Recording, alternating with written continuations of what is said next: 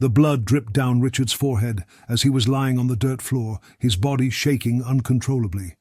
3 masked men had beaten him and stolen everything he carried. Not even his expensive watch was left, the one who Grace, his wife, had given him on the 15th anniversary of marriage. Now completely disoriented and alone on the dark road that led to the village, Richard wondered if his plan had gone too far. Just 2 weeks ago, he was respected as one of the most influential men of Lakes, Nigeria. Today, it was just another man injured begging for help on the edge of a dusty road. What would happen if you lost everything overnight? Who would be by your side when the money was over?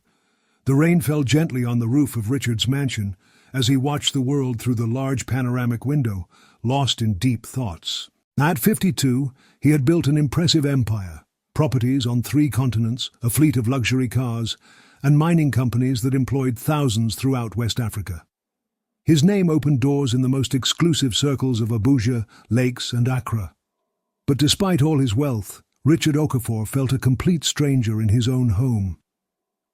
Grace, his 45-year-old wife, only showed that radiant smile when there was money involved, new diamonds, designer bags, or extravagant parties. Zafia, her 22-year-old daughter, spent her days sharing her luxurious life on social networks, rarely looking beyond her privileged bubble. Only Daniel, his 17-year-old son, seemed to notice him beyond what his wallet could provide. That night in particular, while watching his family during the dinner served in French porcelain, something broke inside him. Grace spoke excitedly about a trip to Dubai. Sophia discussed which new car wanted as a graduation gift, and only Daniel asked, "Dad, you're okay? It looks tired today."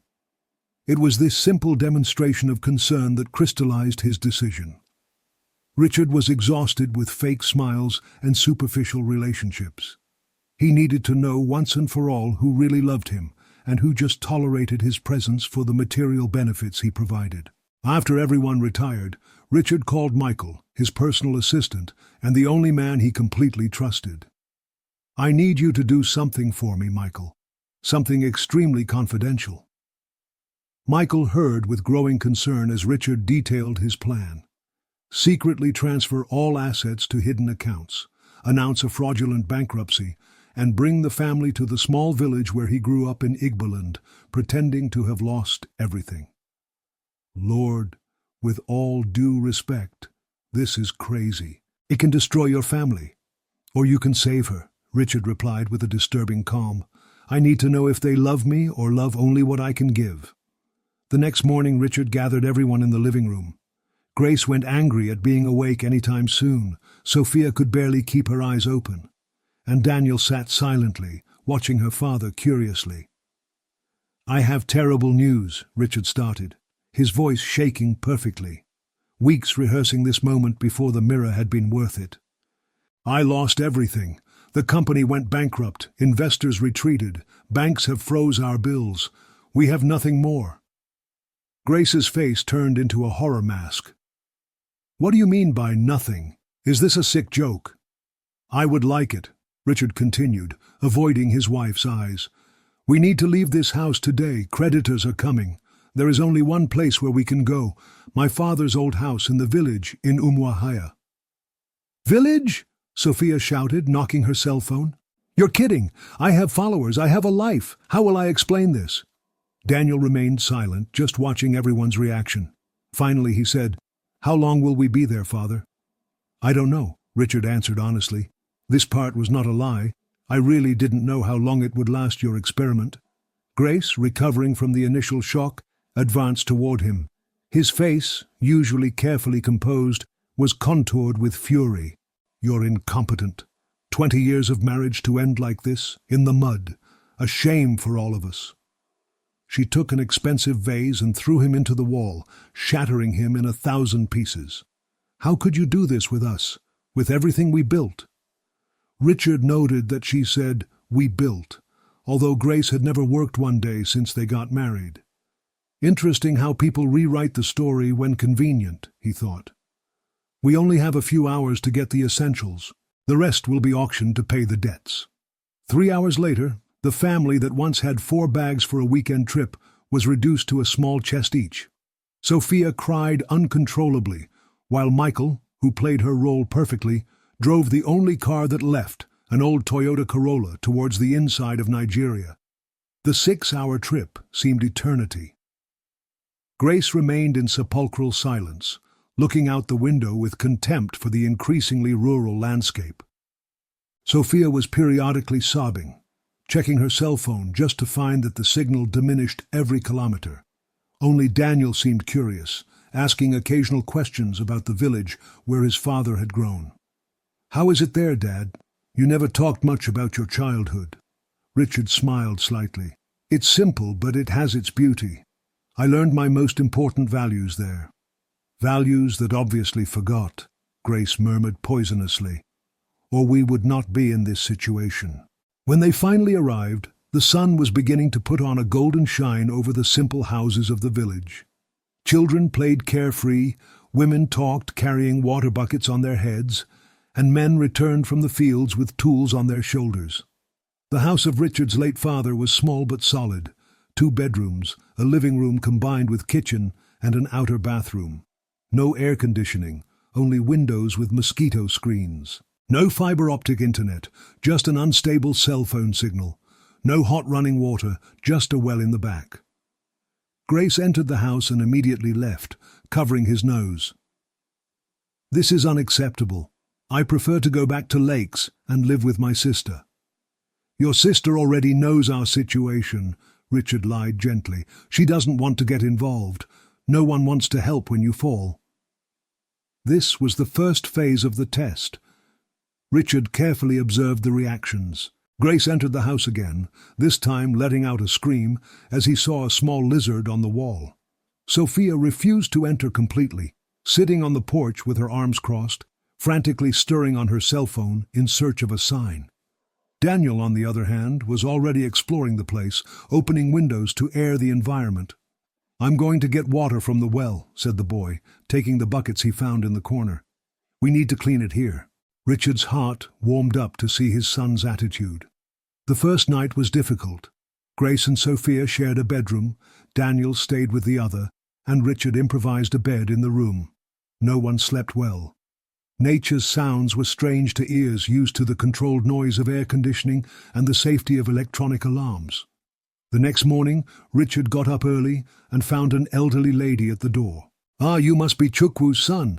Finally came home," she said in Igbo, the local dialect Richard hadn't spoken fluently for years.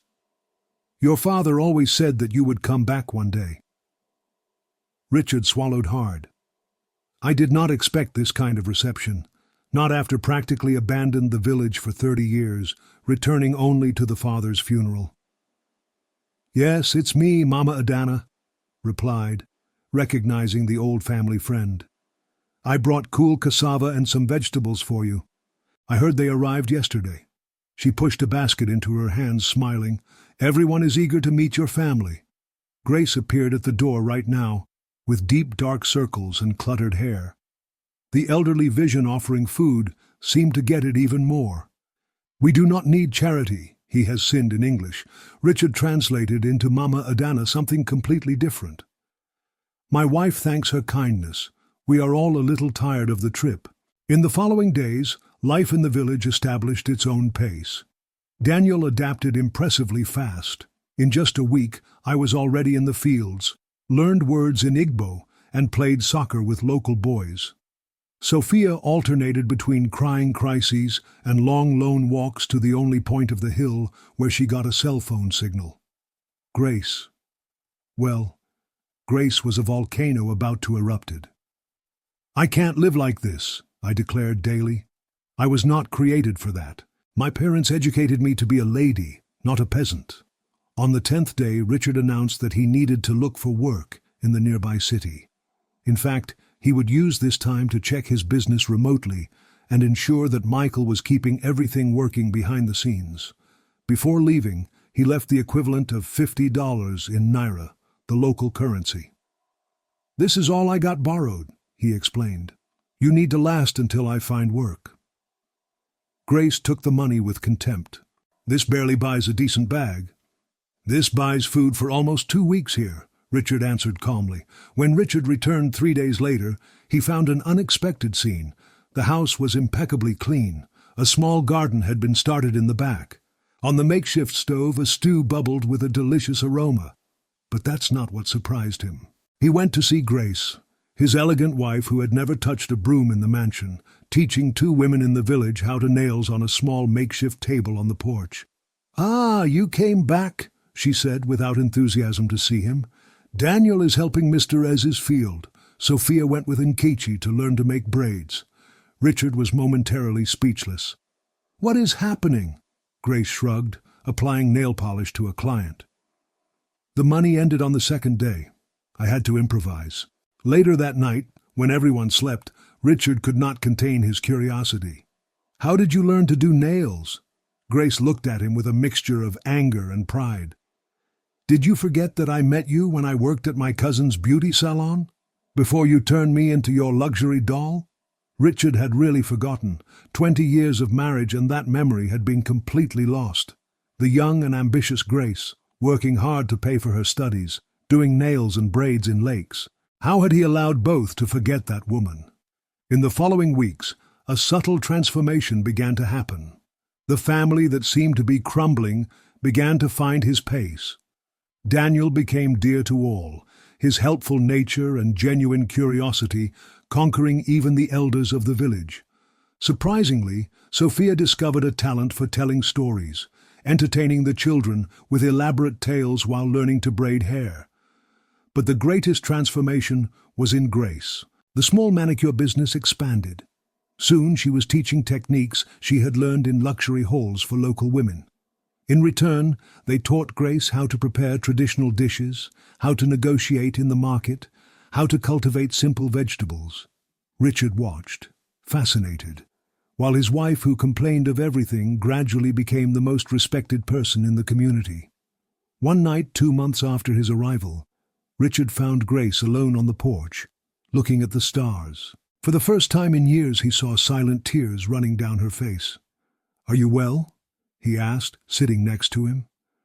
"I'm remembering," she answered softly. "Remembering who I used to be. Who we used to be." Richard felt his heart tighten. And who we were. Real people, not just walking checks and credit cards. Remember when we were awake talking until dawn? When we planned the world? When success meant being happy, not rich? The silence between them was loaded with 2 decades of distancing. Richard almost confessed everything at that moment. "I almost said they were still rich, that everything was a test." But something stopped him. He was still not sure what was real and what was just temporary adaptation. It was then that the disaster happened. The next morning, a sleepy Richard answered an urgent knock on the door. It was Kalu, one of the village men. "Mr. Richard, his son. There was an accident in the quarry. Daniel was helping to carry stones when part of the way collapsed. He fell." Richard's blood froze. He had never predicted that his experiment could put someone at risk, much less his own son. Running desperately behind Kalu, he reached the scene of the accident to find Daniel being carried on a makeshift, unconscious, and blood running from a head injury. "He needs to go to a hospital now," Richard shouted. "The nearest hospital is 2 hours by car," explained one of the men, "and we don't have ambulances here." Richard felt the world collapse. His stupid plan had put his son in deadly danger. There was no way to continue the charade now. He needed to use his real resources to save Daniel. But before he could explain anything, Grace ran, evaluated the situation with surprising calm, and began to give orders. "Kalu, get your truck. Joseph, call Dr. Neka to stabilize him before we go. I have money saved for emergencies." Richard looked at her, confused. "Money? What money?" Grace didn't even bother to answer, running home and returning minutes later with a small box. Inside there was a considerable amount of cash, at least the equivalent of $2,000. "As?" Richard started asking. "I sold my jewels in the city," Grace answered shortly. "The fake, you didn't realize that they disappeared. The real I kept for an emergency. Now it's not time for explanations."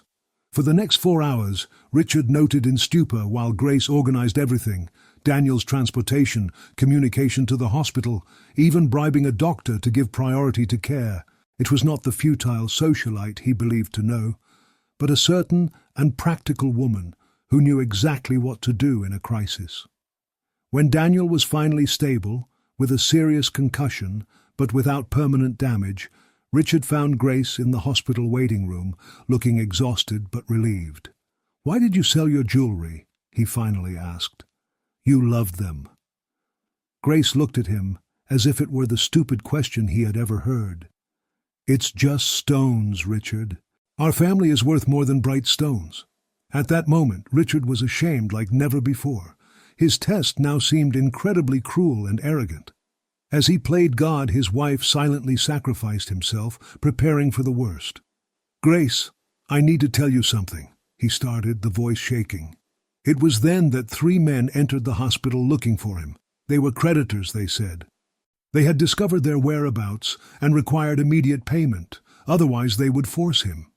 Richard realized that Michael must have made a mistake, allowing information to leak. Or maybe it was just a terrible coincidence.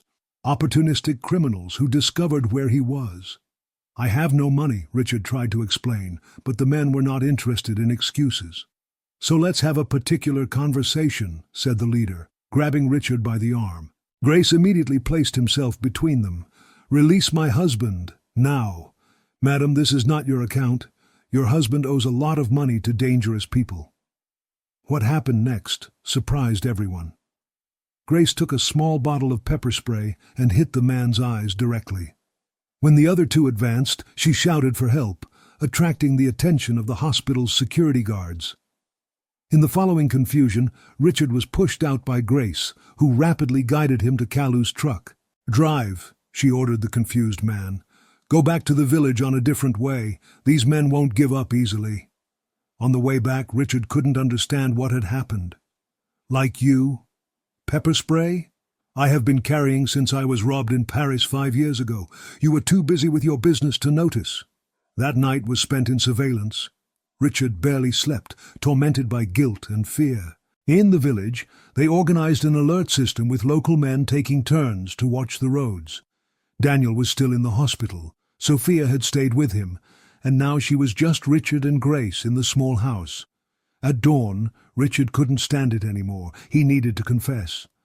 "Grace, listen. There are no creditors. I haven't lost anything. All the money is still there. That's a test.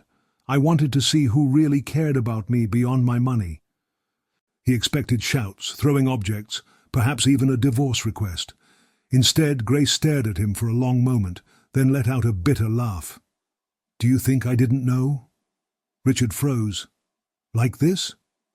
"Richard, I've been married to you for 20 years. Do you really think I don't know how you act when you're really in a financial crisis? You get silent, annoyed, work late, not dramatically announces at breakfast." She got up, walking around the small room. "I realized in the first week. I was furious, of course. I planned to leave you as soon as we went back to Lakes. But then something changed." "What?" Richard could barely breathe. "I changed. This village changed. I remembered who I was before I was Richard Okafor's wife. I remembered the girl who worked 12 hours a day in the salon, who dreamed of having her own business, who loved you for your smile, not for your bank account." Grace sat again, now with tears in her eyes. "And I realized that I had also failed you. We became strange living in the same luxury house. So I decided to play your game, see how far it would go." Richard was stunned. "So did you know all this time?" "Not immediately. But when you disappeared for 3 days and came back without any job or significant money, it was obvious. No one comes back empty-handed when you really need to support a family." The silence that followed was broken by commotion sounds out there. Both ran to the window to see 3 vehicles approaching, the same men in the hospital, now accompanied by others. "They are not false creditors," Grace whispered. "I think they are real bad guys." Richard felt the blood freezing. His stupid plan had attracted real danger to everyone he loved. The bad guys probably heard about the rich businessman who was now unprotected in the village. "Grace, get the money left over and out of the back. I'm going to distract them." "Don't be ridiculous," she replied, already dialing on her cell phone. "I'm calling reinforcements." To Richard's surprise, in less than 10 minutes, men of all the village began to meet in front of the house, armed with agricultural tools, sticks, and some old hunting weapons. Women carried children into the houses, while the elders organized the defense. The bad guys, realizing that they would not face an isolated rich family, but an entire village ready to protect their new members, they visibly hesitated. "What is happening?" Richard asked, confused by the rapid mobilization. One of the elders, Chief Emeka, answered simply, "His wife and his children became part of us, and we protect ours." The confrontation that could have been tragic became a tense impasse, and eventually the invaders retreated, promising to return with more men. But the message was clear. The entire village had adopted the Okafor family as yours. That night, next to Daniel's bed at the hospital, now kept by village volunteers, Richard and Grace had the most honest conversation in decades. "I almost lost you," Richard confessed, holding the hand of his sleeping son. "I almost lost all of you because of my pride, from my insecurity." Grace squeezed her shoulder kindly. "We both got lost along the way, Richard. Money has not corrupted us. We allow him to become our identity." "What do we do now?" Richard asked, genuinely lost. "We can't just go back to the mansion and pretend nothing happened." Grace was silent for a moment, thoughtful. "Maybe we don't have to go back the same way." 3 weeks later, when Daniel was completely recovered, Richard finally revealed the truth to everyone, including the villagers who had risked their lives to protect their family. Instead of anger, he found mainly understanding and even laughs. Chief Emeka hit his back with surprising force for a man of his age. This is how the character is tested, in adversity, not in prosperity. His family went to the test, son of Chukwu. The real surprise, however, came from Sophia. After the initial shock, she hugged her father and whispered, "Thank you for bringing us here. I was becoming someone who didn't want to be." In the following months, the Okafor family did not simply return to their old life. Instead, they created a new reality. Richard reopened his companies, but with a new philosophy. He established a substantial fund to develop infrastructure in the village: school, medical clinic, artesian wells, and a community center with high-speed internet. Daniel decided to postpone the university for a year to help in the project, discovering a passion for community development that he would never have found in lakes. Sophia, inspired by the stories she learned, began to document cultural traditions and local legends, transforming her digital influence into a platform for cultural preservation. His posts about life in the village attracted more attention than any selfie with designer bags had never achieved. What about Grace? She used her business talent to establish a women's cooperative in the village, teaching beauty techniques and entrepreneurship. With Richard's investment, they opened a school hall that attracted even lakes to learn traditional African beauty techniques combined with modern trends. Richard and Grace didn't sell the mansion in Lakes, but now they spent only half the time there. The small house in the village was modestly expanded, maintaining its simplicity, but with some additional comforts. It became the place where they really felt at home. On a quiet afternoon, 6 months after the beginning of that unexpected journey, Richard found Grace sitting under the hose at the back of the village house, organizing cooperative accounts. "Sorry?" he asked, sitting next to him. Grace smiled, a genuine smile that had become increasingly frequent. "To have married a man crazy enough to pretend bankruptcy and drag us to a village as part of a social test?" Richard laughed, embarrassed. "Yes, of that." She closed the book and held her hand. "No. Sorry to have time to find our way back to each other, to find ourselves again. Oh, who would say we would have to lose everything to find out how much we really had?" In the large balcony of the main house they built in the village, the Okafor family celebrated 5 years since the big test, as Richard's plan now called.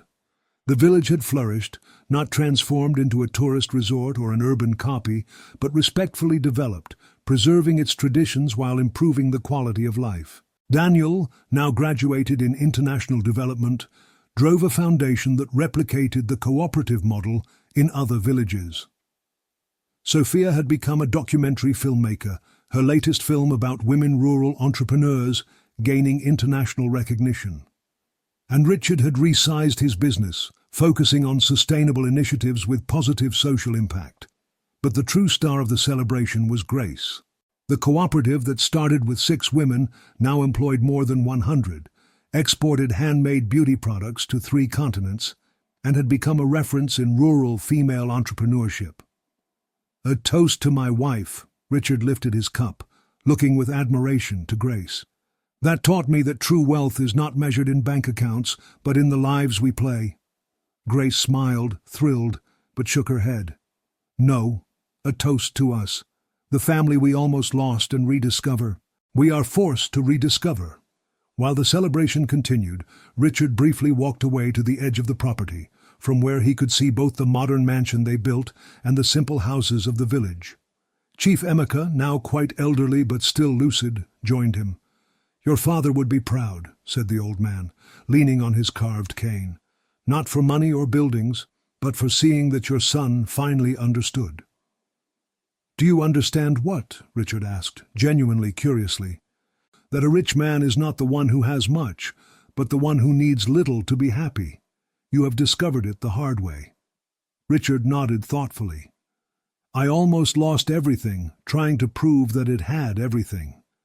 But it didn't lose," the old boss smiled, "because that extraordinary woman is stronger than you thought." Back at the party, Richard found Grace talking excitedly to other women in the cooperative. Seeing him, she reached out, pulling him to the circle. "We were just talking about expanding for the production of natural cosmetics," she explained, her eyes shining with enthusiasm. "We could use local ingredients, create jobs, and, Richard smiled, marveling at his energy and sight. This was the Grace he has known for so many years, passionate, creative, determined. The woman who had been temporarily lost in a life of excessive comfort and insufficient purpose. Later that night, when all the guests had broken and their children withdrawn, Richard and Grace sat on the porch, watching the lights of the village against the starry sky. "Do you know what is still surprised after all these years?" Grace asked softly. "What?" "That you really believed I was with you for your money." She turned to face him. "I was with you for what I thought money meant. Security, stability, opportunities for our children. Things I didn't have grown. But at some point, I confused the means with the end." Richard nodded, understanding perfectly. "And I confused admiration for love, professional successes with personal value. We are quite a couple, no?" Grace laughed, leaning his head on his shoulder. "The best," Richard confirmed, kissing his forehead. "We only need 5 years of intensive marital therapy and a false financial collapse to figure it out." Grace laughed, but then it became serious. "Do you regret having that crazy test?" Richard thought for a moment before answering.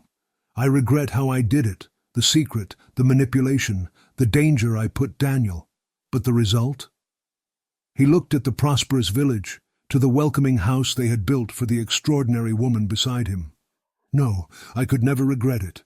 As the stars shone over the village that became his true home, Richard Okafor finally understood. Sometimes you have to pretend to lose everything to find out how much you have.